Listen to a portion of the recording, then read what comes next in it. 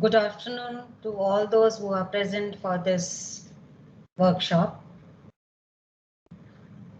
I extend a very warm welcome to the guests, the speakers of the day, my fellow colleagues, dear students, and all the participants who are a part of this national workshop on bioinformatics and its applications, bioinformatics resources, tools, and its applications, spanned over the period of 19 July to 27 July 2021. We are on day 3 today of this workshop. We have been seeing a very beautiful response, overwhelming response from the participants throughout. Even today so far, more than 180 participants are present in the forum. We got a kickstart to the workshop with 2 keynote speakers, and the information they shared with us was really very interesting and generated a lot of queries in the minds of the participants, who are mostly all undergraduate students. On day 2, we learned about biological database and literature database. I am Dr. Malti Gupta from Zakir Hussain Delhi College, one of the members of the organizing team. So today, day 3, we will be talking more about sequence retrieval. It is focused on sequence retrieval, and the talks are related to this only, and there will be hands-on session also. We have 2 speakers with us who will be talking about theoretical aspect of sequence retrieval through using different databases. And then we have a guest speaker with us from University of Telangana, who will be handling the hands-on experience of sequence retrieval. So let me introduce you to the speakers of the day. And the speakers are Dr. Babita Churangu Kola and Dr. Ashima Khurana. Both are from Zakir Hussain Delhi College, that is the in-house speakers for the day. I'll be introducing them to you first, and then we will go over to their presentations. Dr. Babita Churangu Kola. It gives me immense pleasure to welcome my esteemed colleague, a faculty of Botany Department, Zakir Hussain Delhi College, today for the national workshop and introduce her to the participants. Dr. Kola, an associate professor in botany, is a very talented, committed, and a strong communicator of diversified subjects of botany with around 25 years of teaching experience to her credit. A product of University of Kashmir till post-graduation, she completed her MPhil and PhD from University of Delhi in 1997 and soon joined this college as a faculty member. Her major areas of research interest have been crop improvement and biotechnology. She has published her research work in journals of national and international repute. As a university teacher, she has taught almost all papers of botany field with tremendous enthusiasm, herself being the subject expert each time. Her approach is always student-oriented, delivering and interacting with students, at the same time learning and taking pleasure in her endeavors. Being very versatile and innovative in her approach, she has contributed enormously for the corporate life of the college, in her tenure of more than 2 decades now. Bioinformatics is an upcoming field. As a student, I never learned about bioinformatics, and as a teacher also, I have not taught bioinformatics to that extent because it is a newly introduced subject only in undergraduate programs. It all started during the conversion of Delhi University's bachelor courses from annual mode to semester mode in 2010. Its importance was realized and a full credit paper was introduced into the curriculum of botany honors as well as life sciences courses. Dr. Babita Kaula has been imparting theory as well as practical knowledge in this field, along with her expertise of genetics, molecular biology, and plant systematics. Incidentally, bioinformatics is best explained and understood with the stronghold of these subjects. Today, Dr. Kaula will be delivering her presentation on sequence retrieval with N3 and SRS databases.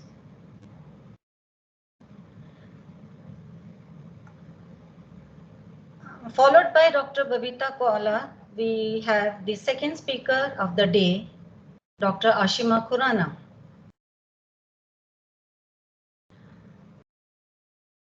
Let me introduce you to Dr. Ashima Khurana also. It is my great pleasure to welcome and introduce a young colleague of mine, Dr. Ashima Khurana. She is very dynamic and devoted teacher for the cause of students. She has been a meritorious student herself throughout.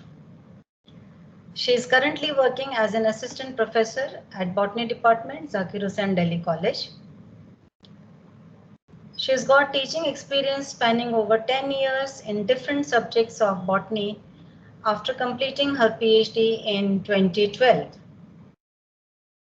She is a product of Delhi University throughout. She completed her botany honors in 2003 from Hindu College of University of Delhi. Dr. Ashima has published her research work in highly reputed journals like Journal of Plant Growth Regulation, Journal of Experimental Botany, The Plant Genome, Acta Physiologia Plantarum, and many such more. Dr. Ashima Khurana has been in the forefront to impart the concepts of bioinformatics paper to students across all streams since a long time. Today, she'll be talking about sequence retrieval using dbGET, RefSeq, and European Nucleotide Archive. Once again, I welcome you all and we start with our presentation, and I call upon Dr. Babita Kaula to start with her presentation. This will be followed by the presentation of Dr. Ashima Khurana, which will be then followed up by hands-on experience by our guest speaker, Dr. Rahul Kumar, who is from University of Telangana. So over to you, Dr. Babita. Thank you all. Hello, everyone. I wish to thank the organizers for giving me this opportunity of delivering this talk. And I especially want to thank my senior, my colleague, from whom I have learned many, many things, Dr. Malti Gupta, for such a wonderful introduction. And I will try to justify what you have said. And that was very nice of you. And thank you once again, everyone. So we will start with the lecture, and the lecture, as has already been said, that it is about sequence retrieval. So I'm sharing my presentation. Just a minute.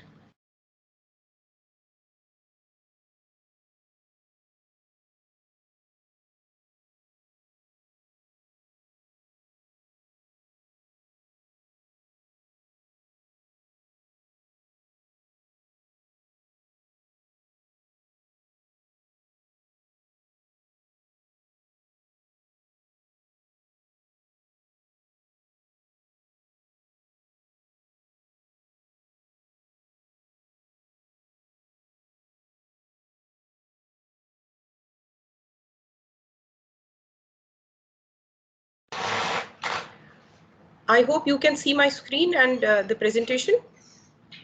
Yes, ma'am. Okay. Thank you.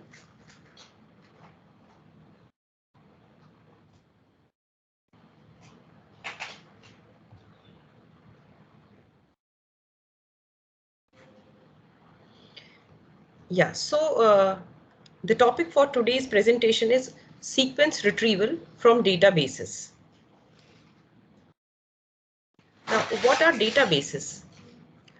Database is basically an organized collection of information or the data that is stored in computer system, and this data is managed by database management system. This database management system and the applications that it has is altogether this constitutes database. This database is organized in such a manner that it gives rapid search and retrieval option for the user. This retrieval of information is possible when you give a query. So against a query, you get a response, and that response is the result to that particular query from a huge amount of data. So from a huge amount of data, if you are restricting wanting a particular information, it has to be really structured well, preserved well, so that you get response to only your query.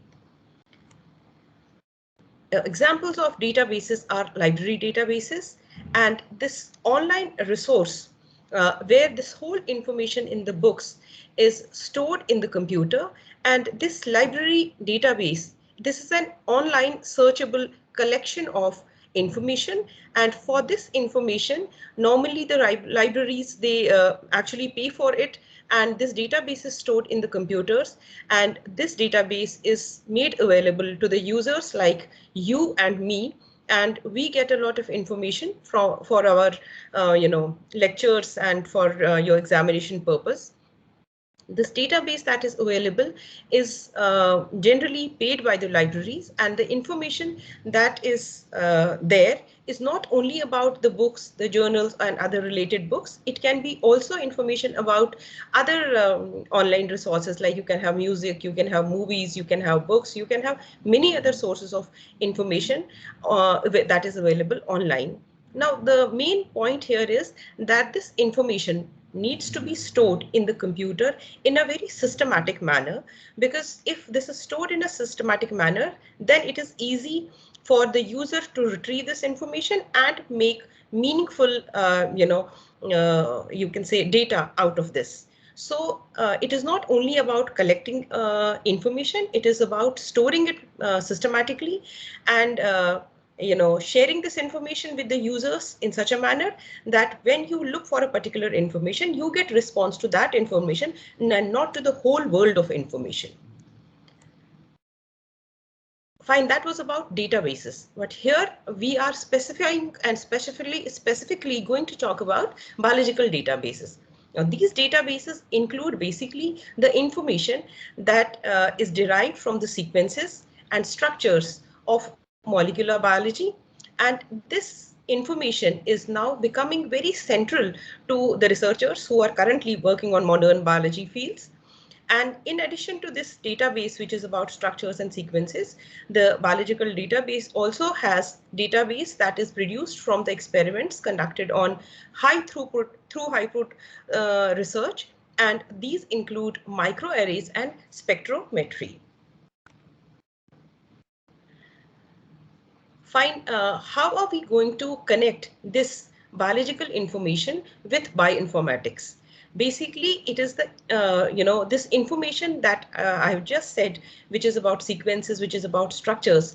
The digitization of information is basically what is done in bioinformatics, and that is what is eventually used, stored, used for the experimental purpose. Now, many students who would be here from biology background, and even for other students who are not from biology, they should know once they are dealing with this subject, it is basically about biology. So this is something very central to the understanding of biology. Which information are we talking about? We are talking about the information that this is a cell, and this part is the nucleus, and this is the cytoplasm part. this nucleus has genetic material. The genetic material in the nucleus is composed of nucleotides, and this information flows from DNA to RNA, and here you can see a reverse arrow. That means it can flow back from RNA to DNA. However, the information that flows from RNA to protein is unidirectional, and this concept is known as central dogma of molecular biology, which states that the flow of information is always from DNA to RNA and to protein, and from protein is the one that then has a role in the cellular phenotype. Now, right now we are in a era of genomics, where in the era of genomics also, if we apply this concept of central dogma of molecular biology, here also it gives the same meaning, that the information flows from genome to transcriptome and to proteome and eventually to cellular phenotype. Now, a point that one needs to understand here is that information flows from nucleotides to nucleotides, but the information, and eventually to protein. But what you need to know here is the information does not flow from protein to protein or from protein to nucleotides. So this flow of information, this the sequencing that we get from DNA, the sequencing that we get from RNA and from protein, is the sequence that makes the database for bioinformatics. Now, there are different types of databases. Basically, you need to know and have a very good understanding of these terms, so that when you are dealing with this subject, it is very clear to you what is a primary database, a secondary database, an annotated database, curated database, and many other things. So it is very essential to have the understanding of these terms. Now, what are the different types of databases that are available? Primary database. Now, this is the data that is derived from the experiments that researchers do. Like students who are right now doing experiments, they are the researchers. Our postdocs, the ones who are involved in the sequencing research, they are the ones who are the creators of this primary database. So they provide nucleotide sequences, they provide protein sequences and other macromolecular structures. And these databases are directly submitted by the researcher, and this database, primary database, is then it is archived, and once it is archived, an accession number is given to it. Now it cannot be changed, and it forms a part of scientific record. So whatever experiments students are doing, different labs are doing, that data is submitted. Now this data that is submitted as such is archived, it's given a reference number, and this becomes a part of scientific record, and this constitutes primary database. Now, secondary database is derived from primary database by curating this database. Basically, curation means that from the data, inconsistencies are removed so that it meaningfully conveys information to the users. And this curation, for this curation, computational algorithms are used, and even manual intervention is there, so that the user, which is the scientist or the student or anybody who is interested in this, finds it convenient to use. Now, these are the features of primary database and secondary database. As I just now said, that primary database is archived. So this is an archival database, and this is a curated database. I did mention that curated database is the one in which inconsistencies are removed. And this is directly submitted from the by the researcher. And this secondary database is generated from primary database after proper analysis and interpretation.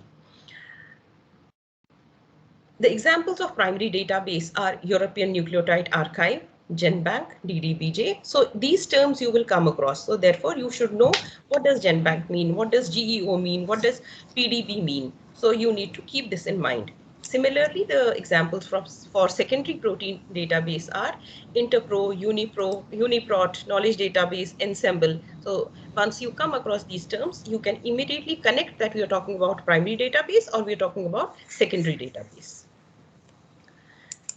Now, there are other types of databases. This is specialized database. Now, this specialized database is basically about a particular organism. Most of you might be knowing that we have model organisms in our co-curriculum. We have always been studying about them. So the database has been provided about these model organisms and even about other organisms. One of the databases is Flybase. This deals with the database of Drosophila and other insects. Then there is Wormbase, which deals with the database of Cenohabditis elegans and other nematodes. Then you have a plant database. This is about the Arabidopsis information resource. Arabidopsis is again a model plant. So this database gives you information about the sequencing structure, everything that has been covered till now about Arabidopsis. Now, in addition to this, the specialized database also contains functional analysis that is procured, that is obtained from the experiments that are done, and they can be accessed at GenBank AST database and microarray expression databases at European Bioinformatics Institute, shortly known as EBI.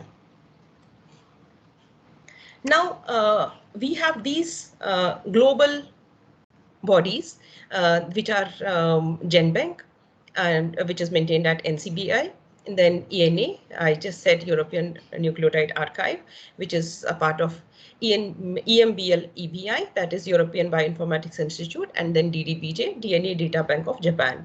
Now, this international nucleotide sequence database collaboration, this collaboration has 3 global partners. These are the partners of this organization, and this organization ensures quality, service, and global exchange of nucleotide sequence database for public use. So these global partners give feedback, give information to this organization, that is International Nucleotide Sequence Database Collaboration, and this looks into all the quality work, all the updated information, so that the user finds it convenient for meaningful information.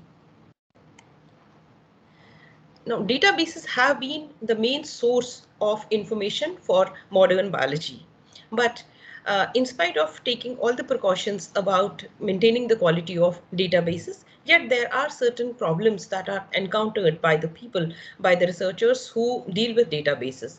Now, these databases, when they are using, a common difficulty that the users find it, that when you give a query, you get a lot of information against that query. So you have to know which information should be taken up further and which information is not of much use. Similarly, researchers have a, one can say, over reliability on the information that is derived from sequences. And sometimes sequences do have errors, so that can contribute huge errors to their experiments. So therefore, one needs to be extremely careful about the source from which you are using for your information retrieval. Then there is redundancy of primary databases. Now, redundancy means you can say superfluous databases which are not needed. So in one site at many places, a similar data appears, which is not actually going to be very meaningful, very useful. It will only confuse the user. So this is another problem that exists with these databases. But NCBI has taken up this task of removing these redundancies from the database, and they have produced a non-redundant database, that is RefSeq. This will be talked about, Dr. Ashima Khurana will talk about this in detail. Now, this is a list of biological databases and retrieval systems. The list is long, and we shall be covering most of these resources in our talk. The retrieval systems that are available for biological databases are ENTRES, Sequence Retrieval System, and dbGET. I shall be talking about ENTRES and SRS. Dr. Ashima Khurana will talk about some part of ENTRES and dbGET. Well, what is ENTRES? ENTRES is a search engine. The way you have Google is a search engine. Here you should understand and remember that ENTRES is not a database. It's a search engine. The way Google is a search engine, same way this is a search engine. It is maintained by NCBI. And what does it search? it definitely searches biological data, which are text-based data, and it searches a huge variety of data, including sequences, annotated sequences. Annotation means finding the, giving a meaning to the sequence to know about the identification of its location, functions, so that you get more meaningful information from the annotated sequences, the structural information, and also you can have access to literature, that is citations, abstracts, full papers, and taxonomic data. This part was also talked about by Dr. Zishan in the previous lecture. Now, this system is definitely a retrieval system for biological databases. Never to confuse it with database. It is a search engine. It is developed and maintained by NCBI. NCBI sorry, is the one where you can find Entrance, and Entrance is a search engine where you can have access to a lot of information, a lot of data that one is looking for in biological systems.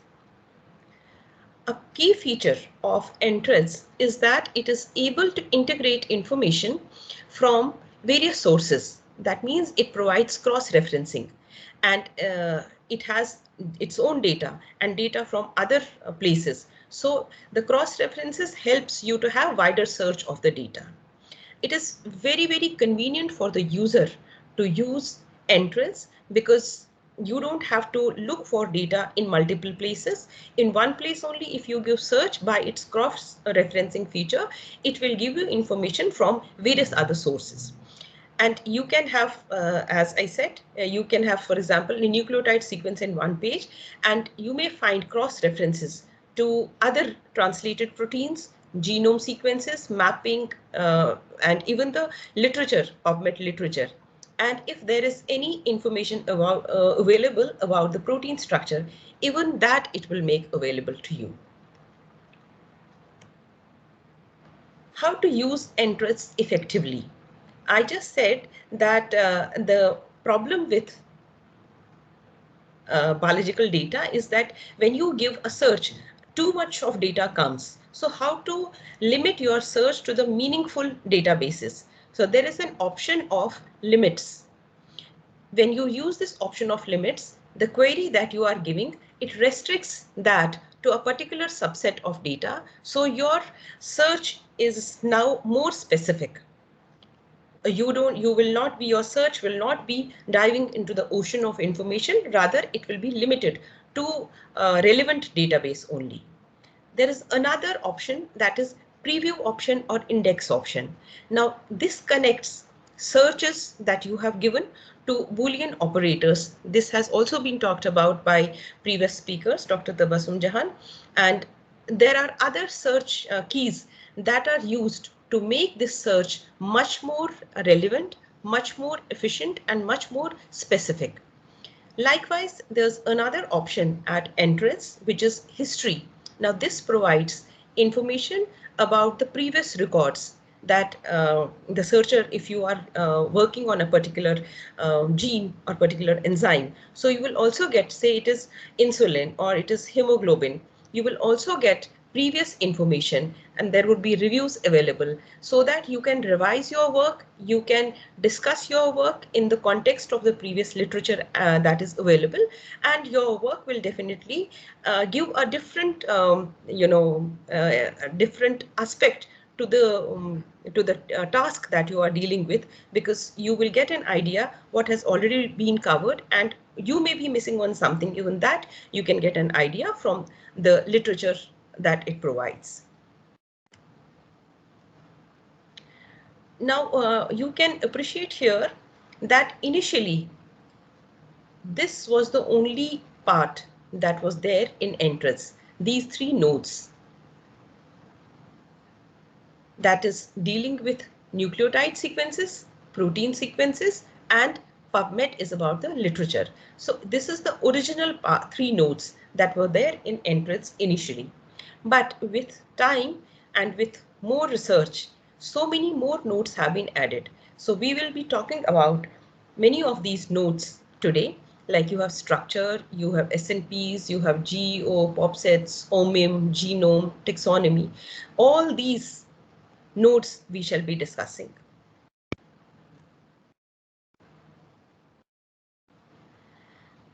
Now at ENTRIS, the literature database that is available, it is available under PubMed. This database has been made available since 1996 and it has more than 27 million references, and it also includes Medline database and even other citations. Now this database, PubMed database, it basically is a database of biomedical literature. So it contains abstracts. Abstracts are the condensed form, the summary, even the shorter part of the summary of your, research work. And in certain cases, it gives information about the full text articles from various journals. Similarly, you have PubMed Central. Now, this was launched in 2000, and this is a free archive for full text biomedical and life science journal articles. So this is a free archive and it has an access to full text biomedical articles. Now, there is another database that is available under PubMed. This is MESH, M-E-S-H. This is Medical Subject Headings. This is maintained by NLM, that is National Library of Medicine, controlled. This is basically a thesaurus for the medical terms that are being, the articles that are being published in the PubMed. This serves as a dictionary for using those terms for citations, for indexing. Another literature database available at ENTRIS is Online Mendelian Inheritance in Man, that is OMIM. It is a non-sequence based database of human diseases and genetic disorders. So be it any human disease, you can have information about this at ENTRIS, where you have to access OMIM. This is Online Mendelian Inheritance in Man. So all the information about genes, locations, their structures, sequences, everything would be available there. The taxonomy is another database that includes names and taxonomic positions of more than 100,000 organisms, and at least one nucleotide or one protein sequence of these organisms is there deposited in the GenBank database. Now that was about literature database. Now what are the nucleotide databases available at ENTRIS? This is GenBank. It is maintained at NCBI and is primarily meant for the submission of sequence data by the authors who generate this data, or for the bulk submission of ESTs, expressed sequence tags, which is about RNA, or from genome survey sequences, or any other high throughput data sequence centers. They can submit directly their data, sequencing data, to GenBank at NCBI. This database at GenBank is designed in such a manner that it provides and it encourages the scientific community to use this data as it is updated data, it's comprehensive data about DNA sequencing, and there is no restriction on the use and distribution of this data at this particular data bank. How do you access GenBank? There are two ways to access it. Either you can give a text-based search, as you can give in PubMed, or you can give a sequence search. And this sequence search, it will look for sequences using BLAST. That is, BLAST is Basic Local Alignment Search Tool. So these are the two ways by which you can search information, either text-based information or sequence-based information at GenBank. Yet another nucleotide database available at ENTRIS is ENTRIS Genome. As the name itself indicates, that it gives genome sequencing, many different features and information about the genomes of prokaryotes and many eukaryotes. Another database is ENTRIS Gene. This provides information, curated information, and this information is integrated with its own information and information generated from other sources. It is integrated, and that is, as I told you, this RefSec will be talked about later. This is a non-redundant source of information. So this information is all integrated, it is collaborated. The information from model organisms, other organisms, it is collaborated, and these the information that is generated, these are given unique identification numbers. The content that is available about this information is about nomenclature, map location, gene products, markers, phenotypes, even the literature databases, citations, variation details, maps, and homologies between different sequences. And in addition to this, it keeps on updating. So it gives you the updated information that is available till then. Another nucleotide database available at NTRES is Unigene. So this is a database that provides sequences about unique genes, their expressions and map locations. Yet another database available at NTRES is Homologene. It detects homologs, that is the similarity which is found between the population due to a common ancestry.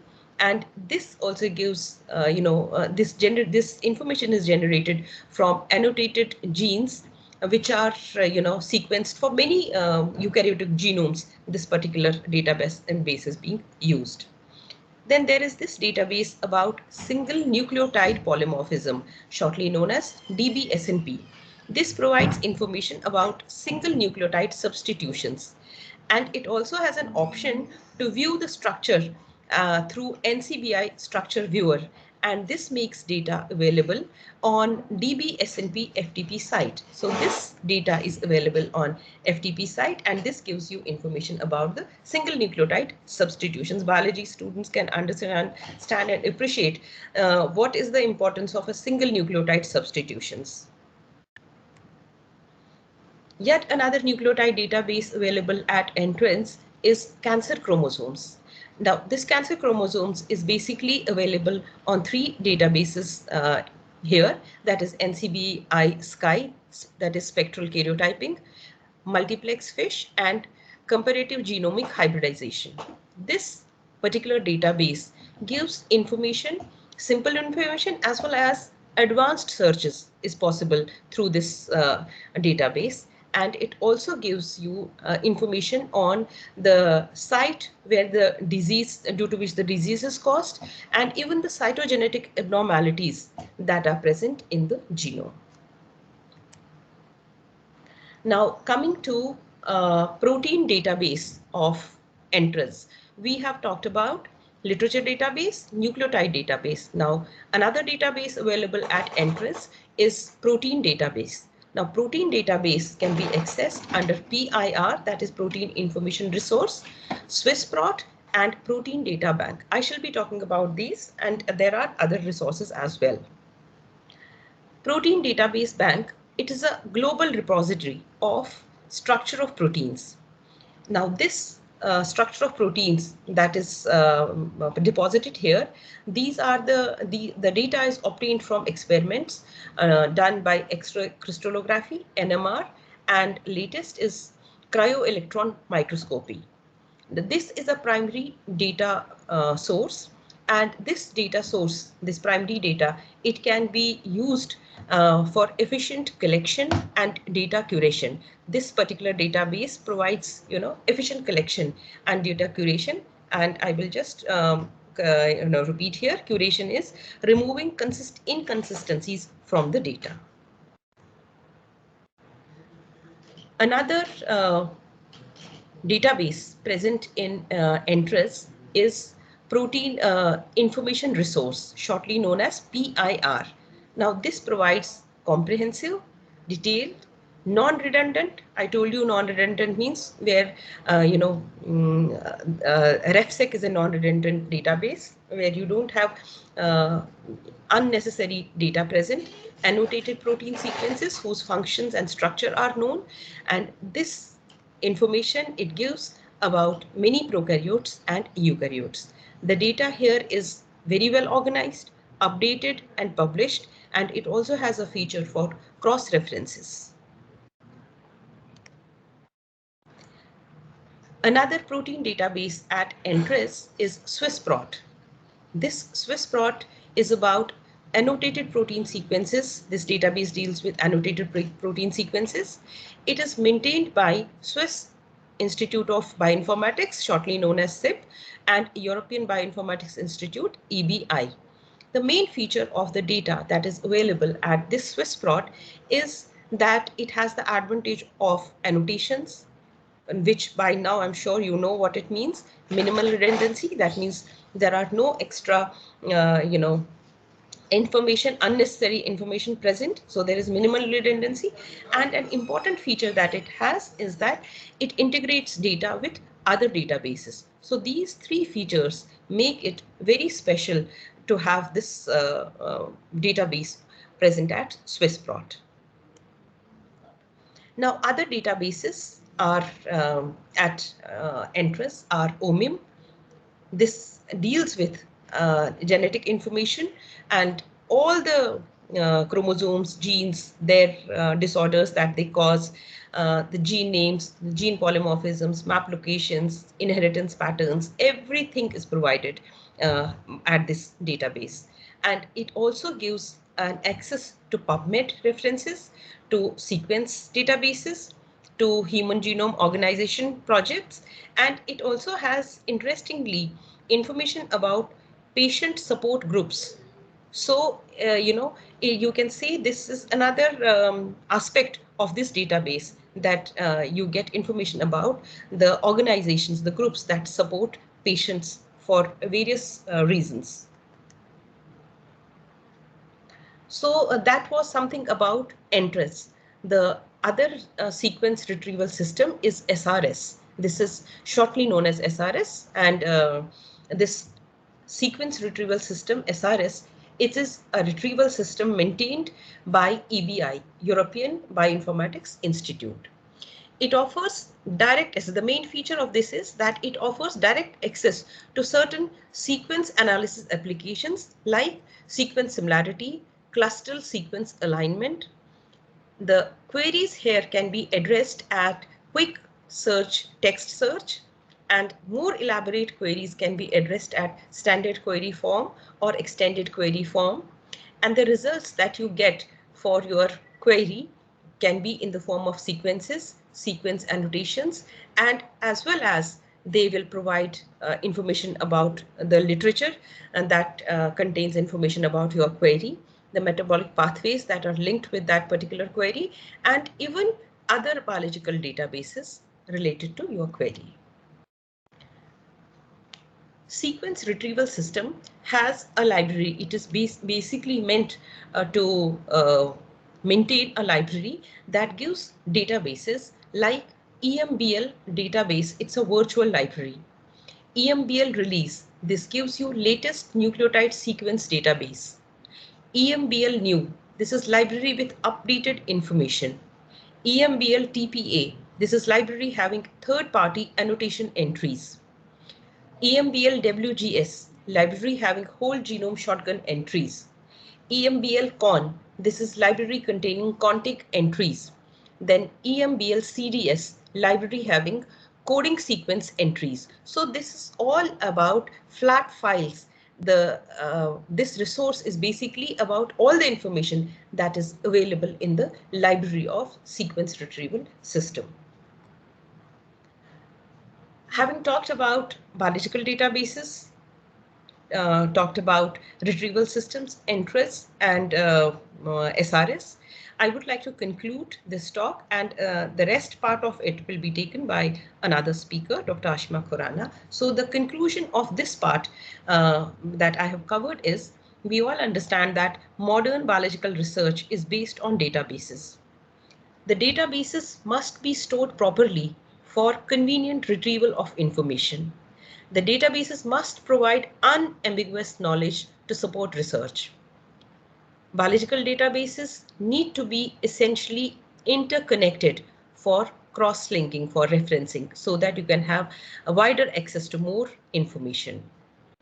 Entries at NCBI are among the most integrated databases. It is user-friendly, and it also even gives easy way to search complex data. SRS, the other retrieval system, is an information indexing and retrieval system designed for libraries. As you have just now seen, all the different databases present in different library sets. And it uses a flat file format at EMBL, and it uses nucleotide sequence data and the Swiss protein sequence data bank. Now, all this information that you have heard right now, you will be given you can say a practical understanding of the same. Keeping in mind all these points, you will be doing actually various searches for these particular retrieval systems, and you will have the enjoyment, the fun of actually enjoying how the sequences are retrieved, how they are matched, how homology is found, how gene annotations are done. And the references, the resources that have been used for this talk are here. And I wish to thank everyone for patient hearing.